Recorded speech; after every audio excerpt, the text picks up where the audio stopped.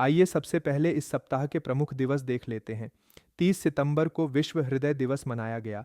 30 सितंबर को अंतर्राष्ट्रीय अनुवाद दिवस मनाया गया। 2 अक्टूबर को गांधी जयंती, अंतर्राष्ट्रीय अहिंसा दिवस एवं लाल बहादुर शास्त्री जयंती मनाई गई।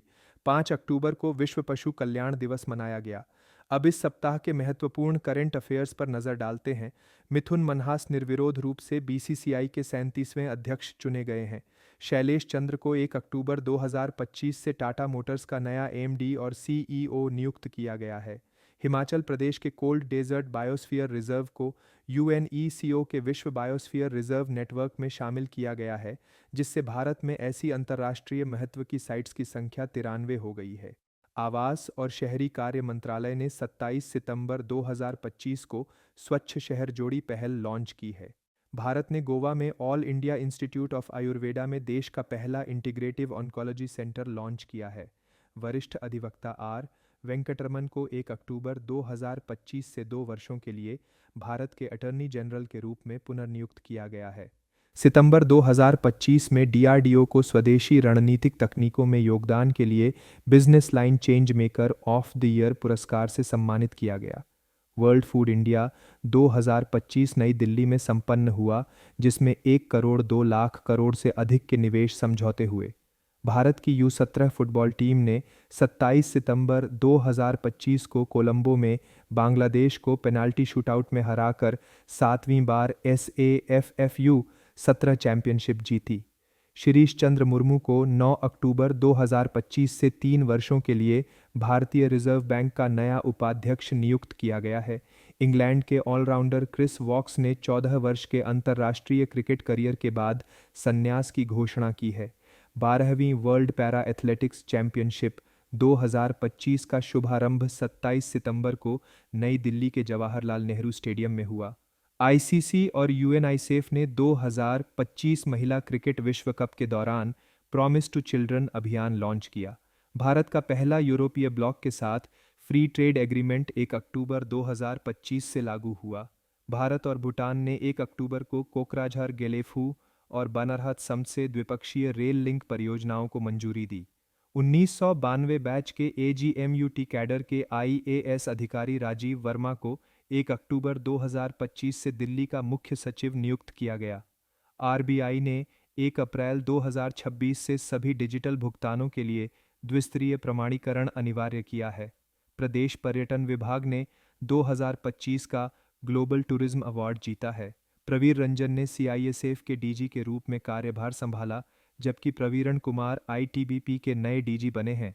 नोवोटेल विजयवाड़ा वरुण को Andhra Pradesh tourism excellence awards 2025 में बेस्ट 5 स्टार डीलक्स होटल पुरस्कार मिला है। छत्तीसगढ़ के बालोद जिले को भारत का पहला आधिकारिक रूप से बाल विवाह मुक्त जिला घोषित किया गया है। प्रधानमंत्री नरेंद्र मोदी ने आरएसएस के 100 वर्षों के उपलक्ष्य में विशेष डाक टिकट और सिक्का जारी किया। भारतीय सेना के स्पीयर कॉर्प्स ने 25 से 28 सितंबर 2025 तक पूर्वी अरुणाचल प्रदेश में ड्रोन कवच अभ्यास किया। राष्ट्रपति द्रौपदी मुर्मू ने राष्ट्रपति भवन में राष्ट्रपति बॉडीगार्ड को उनकी 75वीं वर्षगांठ पर सम्मानित किया।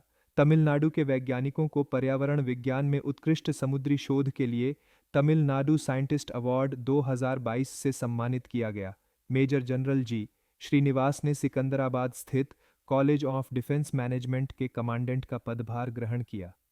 टाटा समूह और एयरबस मिलकर कर्नाटक के वेमगल में भारत की पहली निजी हेलीकॉप्टर असेंबली लाइन शुरू कर रहे हैं, जहां एयरबस H125 हेलीकॉप्टर का निर्माण होगा।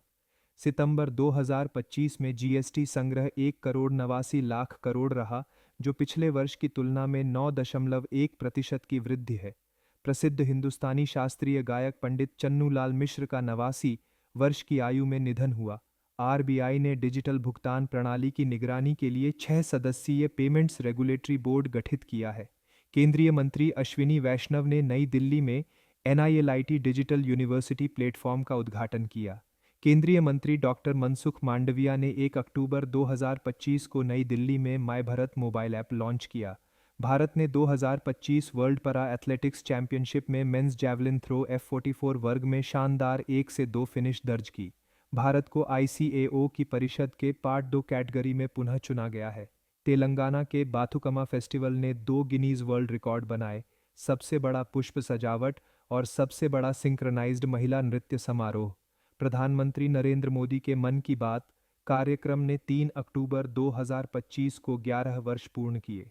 मीराबाई चानू ने 2025 दोहा विश्व भारोत्तोलन चैंपियनशिप में महिलाओं के 44 किलोग्राम वर्ग में रजत पदक जीता। केरल के कोल्लम में 5 अक्टूबर 2025 को प्रसिद्ध आधुनिक कलाकार ए रामचंद्रन को समर्पित एक संग्रहालय का उद्घाटन किया गया। भारत को सामाजिक सुरक्षा कवरेज बढ़ाने के लिए ISSA अवार्ड 2025 से सम्मानित किया गया।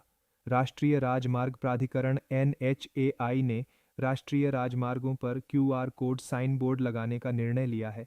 अगर आपको यह जानकारी पसंद आई हो तो कृपया इसे लाइक करें, शेयर करें और चैनल को सब्सक्राइब ज़रूर करें।